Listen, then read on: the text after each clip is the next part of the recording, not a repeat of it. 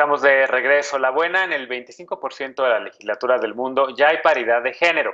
La mala, este ritmo de crecimiento será hasta el año 2070, cuando todos los parlamentos del mundo sean paritarios. Según el informe más reciente de la Unión Interparlamentaria, México ocupa el 8º lugar mundial.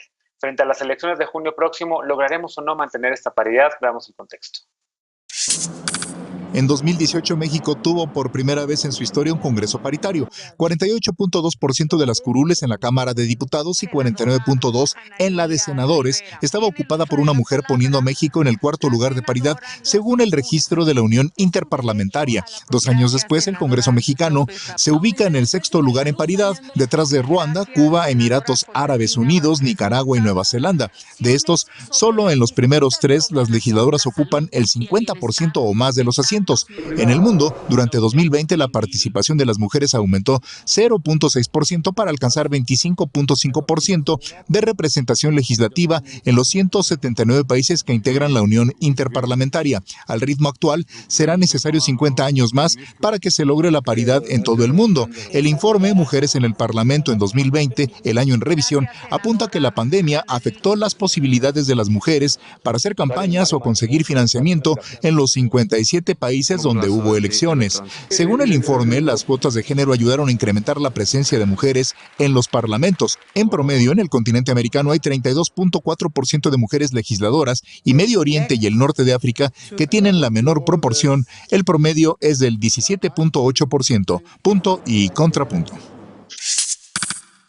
A ver, y este cambio creo que es muy importante y creo que hay que aplaudirlo. En congresos como el estadounidense, por ejemplo, la presencia de mujeres es menor al 23%, están en 21 y 22%, me parece, en la Cámara de Representantes y en el Senado, Dolores, debido a que allá no hay representación proporcional, debido a que allá la reelección legislativa hace que las mujeres sea muy difícil para ellas derrotar a una persona que está buscando la reelección, y respecto al hecho también de que no hay cuotas de género en los partidos. Pero la otra cara de la moneda es la que muchas politólogas empiezan a estudiar, y es ver los efectos de la paridad, de que haya paridad en los congresos locales, los congresos de Argentina, por ejemplo, o el de México. Y hasta ahorita, ¿tú has visto que se haya reflejado en algo esta paridad con el Congreso, con paridad mexicano desde el 2018? ¿Cuáles leyes, Guardia Nacional, cuáles leyes, estancias infantiles, cuáles leyes están demostrando que hay esta paridad? Híjole, yo creo que este tema es interesantísimo. Me di a la tarea específicamente de buscar algunos datos y mira, Genaro, primeramente entre 1995 y 2009 el porcentaje de mujeres en los poderes legislativos nacionales de América Latina específicamente aumentó del 12% a cerca del 30%. Sin embargo, estuve también investigando en el Instituto Belisario Domínguez, que hace investigación legislativa, cuál es ese impacto, sustantivo de tener a más mujeres legisladoras y, por supuesto, de incluir la perspectiva de género o la agenda legislativa por la igualdad de género en los congresos. Tenemos los temas, por ejemplo, internacionales tratados, discriminación contra las mujeres, violencia de género, perspectiva de género, violencia doméstica, prostitución, justicia, prácticas nocivas, trata de personas, etcétera. Y en este estudio que les señalo, propiamente el Senado, se puede observar que durante el periodo de septiembre de 2018 a diciembre de 2019, de 387 iniciativas en materia de igualdad de género presentadas por legisladoras y legisladores en el Congreso Federal, el índice, por ejemplo, de éxito legislativo fue del 1.5%. Es decir, en promedio, solo 1.5% de las iniciativas en materia de igualdad de género se convirtieron en leyes. Entonces, una de las situaciones a las que nos estamos enfrentando en la actualidad es cómo esta paridad representativa, que es vertical y horizontal en los congresos, va a tener un impacto directo en la legislación. Ese es un gran tema en el que tenemos que trabajar y no es un tema de un partido político hegemónico, que en este caso, podría ser Morena, sino es una cuestión de todos los partidos políticos y, por supuesto, de hombres y de mujeres en los congresos. Y cuando lo retratamos, sobre todo en la cuestión de los congresos locales, es todavía más complejo, porque entonces este aparato se vuelve ahora sí que menos visible. Y por otro lado, nos vamos a remitirnos nuevamente al tema de la violencia y al tema de la justicia, que ya sabrán más del tema pues Alfredo Lecona y Lisa Sánchez. Es la cuestión de toda esta violencia de género que están sufriendo las mujeres en la política, no solo en cargos de representación popular, sino también las funcionarias de distintos niveles. Toda esta serie, por así decir, de agresiones contra ellas. Es decir, sí estamos dentro y eso es un gran logro, pero ahora nos enfrentamos a una violencia terrible. En México, por ejemplo, al 2018 se registraron 237 agresiones contra mujeres políticas, de las cuales 127 fueron intimidaciones y amenazas, 29 lesiones dolosas, 23 asesinatos, entre otras. Y las entidades que encabezaron la lista de asesinatos fueron Guerrero, Oaxaca, Michoacán y Morelos. 6 mujeres políticas que fueron pues asesinadas eran militantes, 4 candidatas y 4 dirigentes partidistas. Además se registraron 19 atentados contra familiares de las mujeres políticas y 13 de estos pues resultaron asesinados. Estos son datos de Telect, que igualmente pues es un estudio que presenta el Senado. Entonces, ahora sí que el panorama es bastante complejo en los congresos latinoamericanos y particularmente en México, porque volvemos a caer en lo mismo de siempre: violencia y falta de justicia. Bien, a ver, ya que mencionaste a Lecona y a Lisa, le preguntamos ahora a Lecona si ha habido o no cambios o reflejos de la paridad en lo que las legisladoras, las senadoras, las diputadas están aprobando en los congresos, en el Congreso Federal principalmente. Yo creo que hay algunas cosas que, como bien menciona Dolores, han definitivamente avanzado gracias a una ocupación mayor de mujeres en estos espacios de toma de decisiones, pero que de ninguna forma podríamos afirmar que este Congreso ya legisla, por ejemplo, con perspectiva de género. Entonces, concretamente, pues no hay efectos reales transformadores en la paridad, ocasionados por la paridad, reflejados en lo que se legisla. Y para muestra, qué pena decirlo hoy, pero un botón.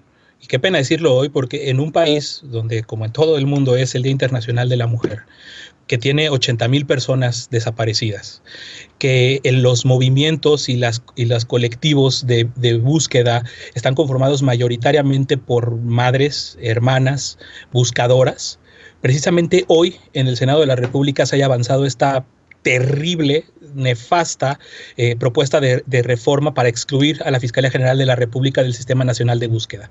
Entonces, pues muchos mensajes y muchas conquistas que se anuncian también, porque hay que decirlo también, desde la cúpula del Senado o de los partidos políticos representados en el Senado, y quiero yo preguntar, que nos preguntemos si en verdad una legisladora o una senadora votaría a conciencia sabiendo que está tratando de quitarle esta reforma a las madres buscadoras el derecho legítimo que tienen para ser acompañados en su búsqueda desde las instituciones de justicia, en este caso de la Fiscalía General de la República, en un país, por cierto, donde el año pasado desaparecieron 6,300 niñas y mujeres, casi 17 por día. Entonces, pues sí, yo quisiera ver que esa paridad estuviera reflejada en la forma en la que se legisla, que hubiera una perspectiva de género en la forma en la que se legisla en el Congreso y en el Senado y en la Cámara de Diputados, pero creo que lamentablemente no es así. Creo que lamentablemente los hombres siguen teniendo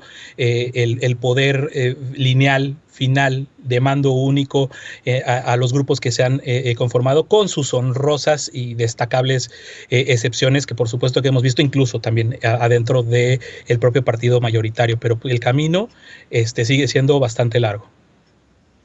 ¿Coincides con esto, Eder? Y sobre todo también decía Lisa en el bloque anterior sobre los retrocesos que la pandemia ha traído también, por lo menos en temas también de temas laborales a las mujeres, ¿no? Hoy tenemos un Congreso paritario, ¿está no viendo estos temas, está tomando estas preocupaciones con seriedad o no?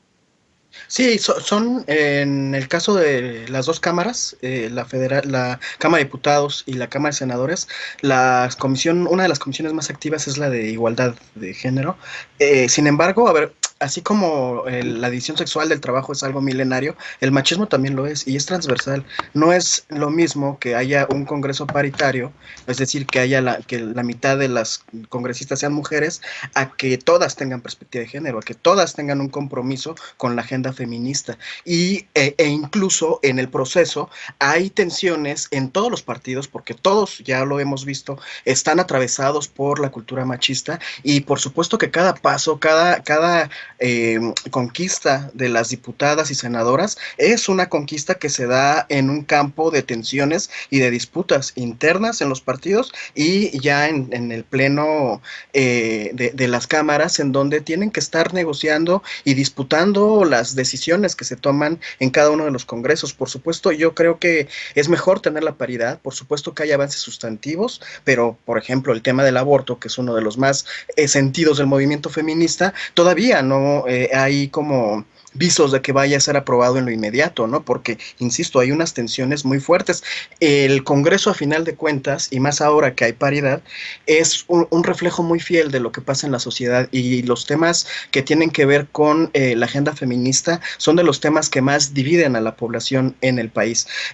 Hay algo que me llamó mucho la atención en los datos de los congresos que tienen paridad, y le sumo además el ejemplo del 2014, en donde por el primer país en América Latina, y yo creo, hay que revisar, pero creo que de todo el continente, de la parte continental, no del Caribe, que logró la paridad +1 a favor de las mujeres, fue el Congreso de Bolivia. Los países gobernados por el ala progresista facilitan mucho que avancen estos elementos paritarios, donde haya más representación por las mujeres, a pesar de que Evo Morales mostró también durante su gestión sesgos muy graves por la falta de perspectiva de género. Creo que ahí hay algo que hay que observar, porque mientras la derecha retrógrada y conservadora, ultraconservadora, está en el poder, las victorias del movimiento feminista también retroceden significativamente. Y ya nada más para cerrar, mandarle un fuerte abrazo a Estefanía